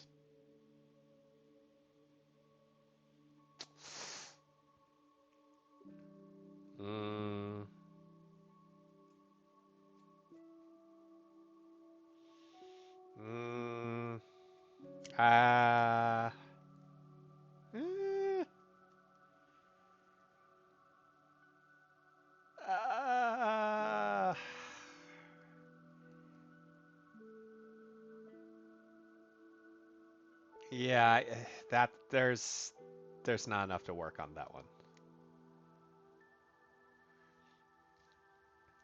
All right. Get the feeling that today's theme is apathy and fear of other people. So it's weird how thematic these days get, right? A year ago, I found a friend that I hadn't seen since junior high. Not since, but since. I told him I liked him, and we started flirting. It wasn't until a few months ago that the playful flirting slowed down to almost one-word responses. How can I get myself to move on? Huh.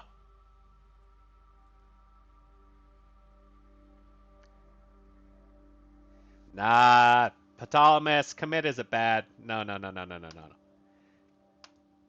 It's already fizzled out.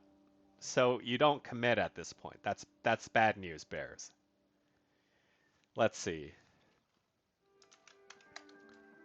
First off, respect to you for making the first move. Actually, I don't even know if this is a girl. I just assumed it was a girl, in which case I would have gave them mad respect. But the pronouns are vague, so we won't. It wasn't until a few months ago that the playful... can't get my suit. Let's see. Sometimes it's just a fling, and these things fizzle out.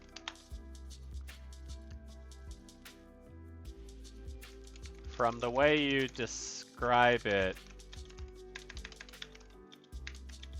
it doesn't seem like it ever became a committed relationship.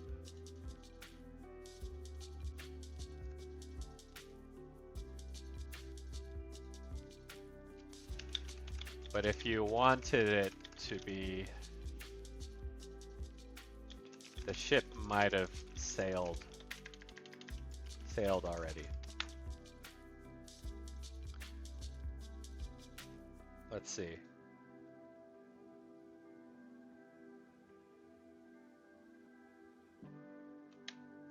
Maybe not demoralize them with the last bit.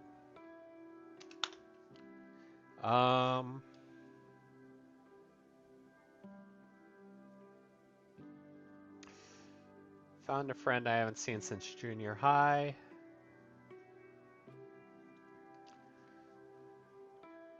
One-word responses. This almost implies it's almost been a text-only relationship, right?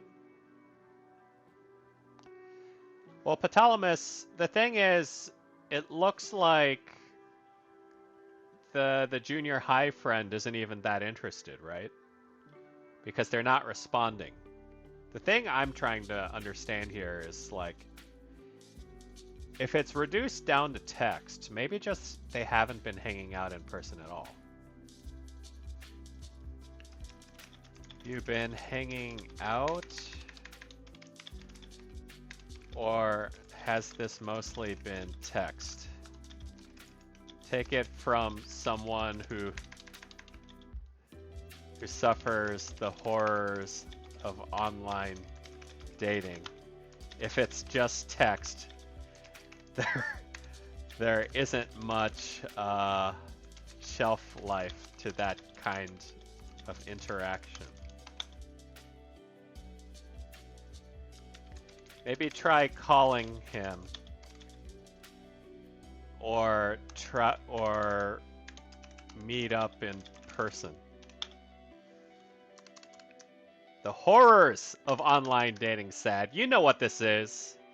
You relate to this. We're both grizzled veterans in this horrible war we wage against bachelorhood. You know that if a match goes on chat for too long, that shit just fizzles out and it becomes exactly how this person's describing. Maybe try calling him or meet up in person.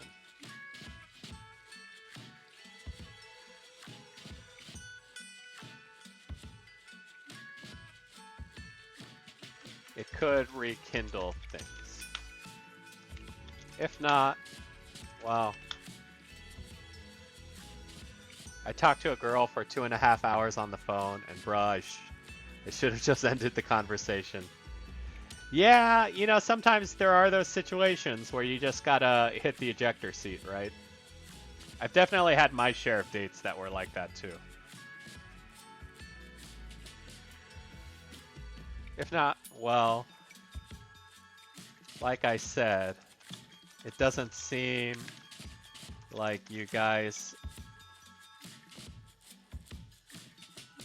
got too serious. In which case, not much was lost. Not much of a loss. Oh, Jesus.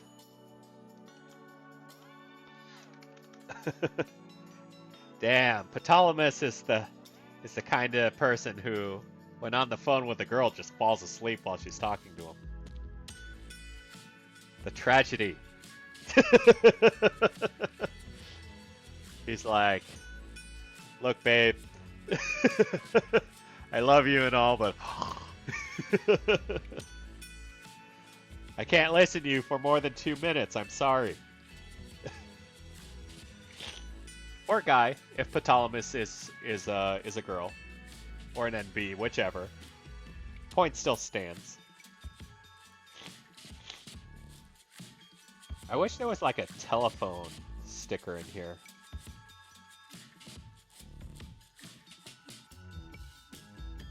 All right.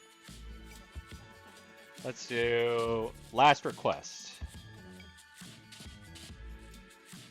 Not this one. Already did this one. Ah, now this is interesting. I'm not sure I can go into work tomorrow. It's a work from home job, and I'm feeling a crippling fear. It's the second job I've had in 9 months. I can't quit it, but I really don't want to keep doing it either. Need some good vibes right now. Crippling fear. Second job I've had in 9 months. Damn, they got a second job within a year?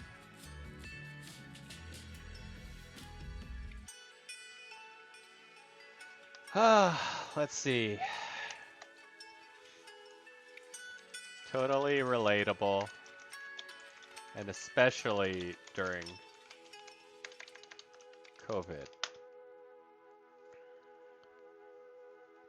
Let's see.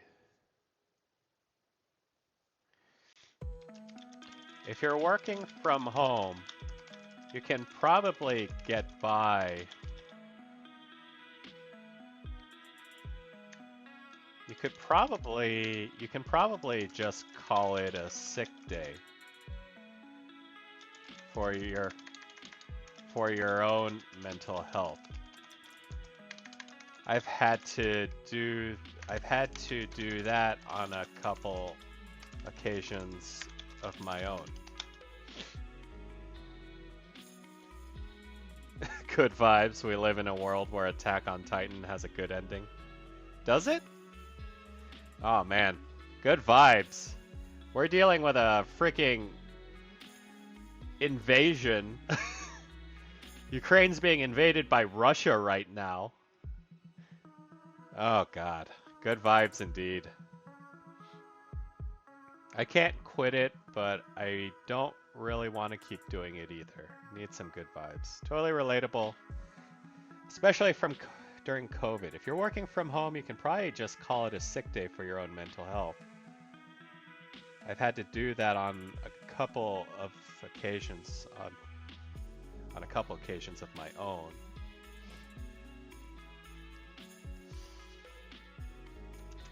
That said, if work's giving you anxiety, it might actually be worth looking into a mental health professional.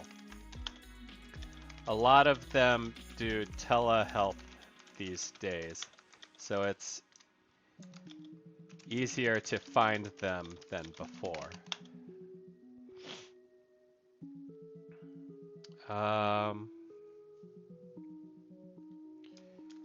Might as well take advantage of that health insurance if you're not quitting anytime soon.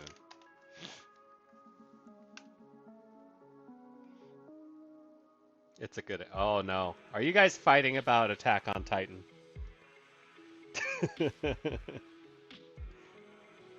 Everyone is wrong. Chat, don't spoil Attack on Titan in here. For the 1 or 2 other people who might be watching, it might be important. I've never watched Attack on Titan.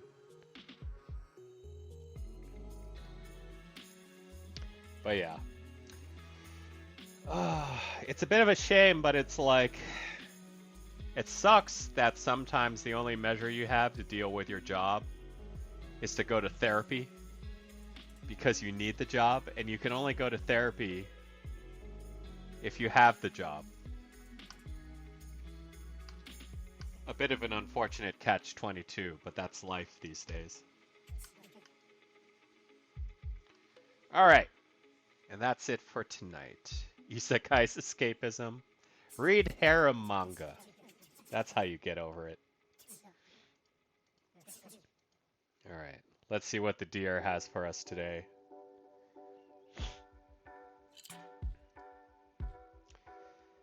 Alright, so today's request that I sent out is about mask wearing, because if you are working in a corporate setting by now, HR probably sent you a notice saying that the COVID mask mandates have been lifted. The indoor mask mandates. So, you know, it's not like this is the first time they've done it, right? Like last year, they were like, yeah, none of you have to wear masks anymore, and then Omicron hit, right? For the record, I've been wearing my mask for almost a full year now. Nobody in the office knows what my face actually looks like. Because I'm Asian, I probably look like an office ninja, but that's okay. Personally, I actually find it a little comforting to have the mask on all the time. I don't know why. I guess it's like wearing a paper bag over your mouth, so you'll like never hyperventilate. I wear a lot of black. My hair is black. I wear a black mask. It's all in character. Let's see. Anything that hides more of my face is a plus in my book. Dude, if I could wear sunglasses with that mask on, it would be a great look. Yeah, now that's the thing, right? Like, I think the last time they dropped the mask mandate, some bicyclist just caught me on the street. He was passing by, he's like, dude, it's over. And I'm like, you fucking dumbass. What do you mean it's over? The disease isn't gone. There are people with autoimmune conditions, you selfish asshole. So, you know, mission accomplished, right? So I still wear my mask even though I'm the only one in my office who does. But at this point, I think it would just look weird if I had a lower half of my face. So.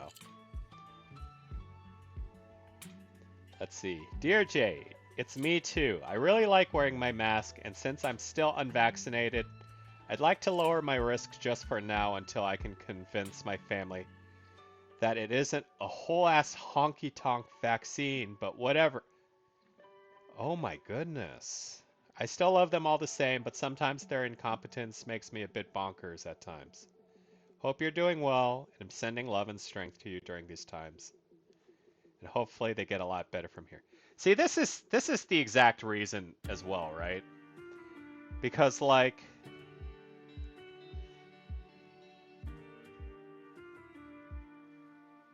we also have to concern ourselves with people here too.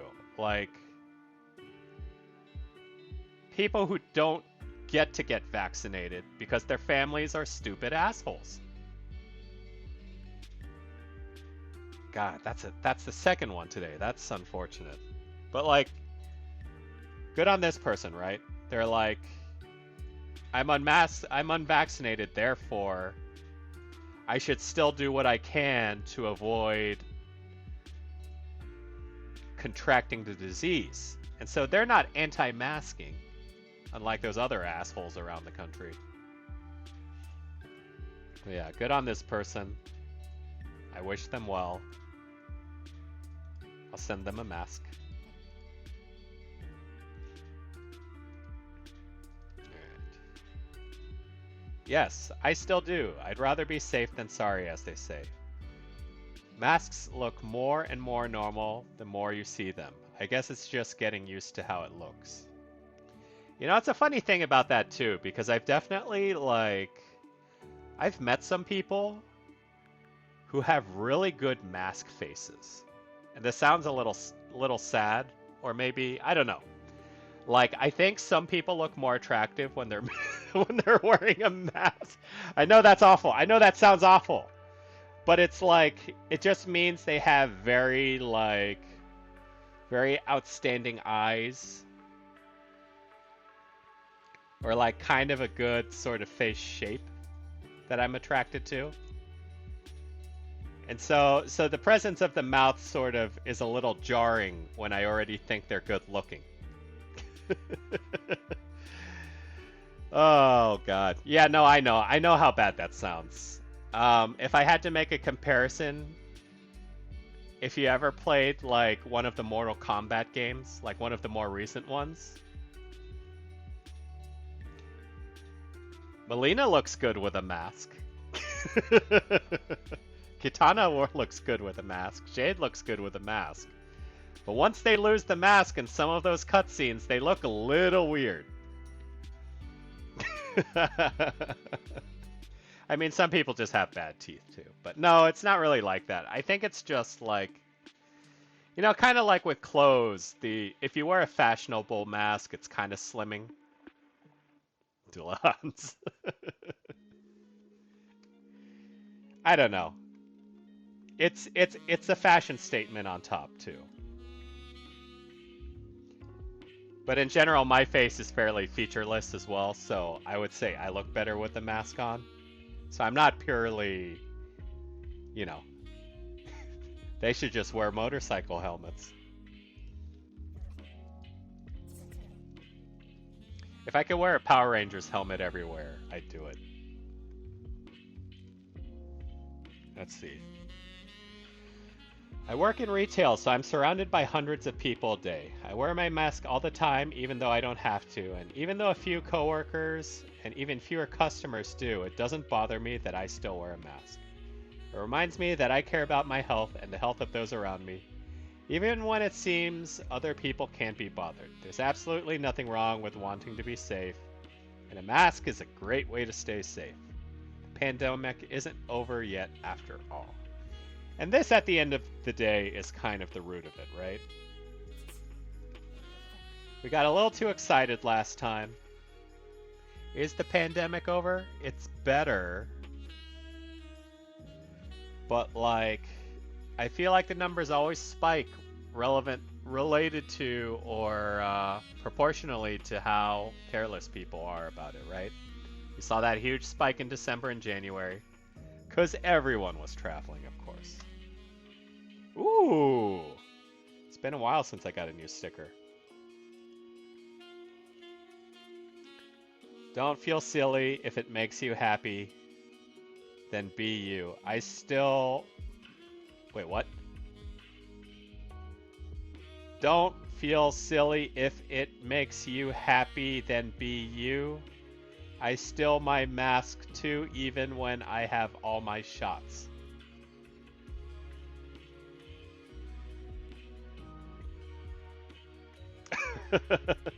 A mask is like a sock. Maybe a more comparable thing. Maybe like underwear, I guess. You be you, eh? Yeah, I mean it's an interesting cultural paradigm shift. I do wish there were more fashionable masks out there. But I do feel like it could be a very normal thing. Like, it would be nice if people don't look at you with suspicion for wearing a mask. Because that's kind of how it used to be, right? You walk in a store wearing a mask, someone's going to think you're going to rob the place. But, like, who knows? Maybe it's normalized now. Maybe we can be like the Asians and wear masks during flu season. It would all be wonderful. But that was a night. Thank you all for showing up. We helped a lot of people with their issues of apathy and loneliness. Hopefully those numbers will be reduced by the next time I stream. Probably Thursday or Friday, I want to guesstimate. The parentals are flying into town this weekend, so I'm not sure how things will look next week, but plan on something on Thursday or Friday. But yeah. Let's see. Ptolemy, Pilgrim, Said Happy Mad, Tarragon. I think there was one more person. I'm trying to remember who. Thank you guys for coming by, as usual. Had a good chill time. I hope you guys enjoy the rest of your week. Make good choices. Be safe out there. Wear your mask. And yeah, have a good night.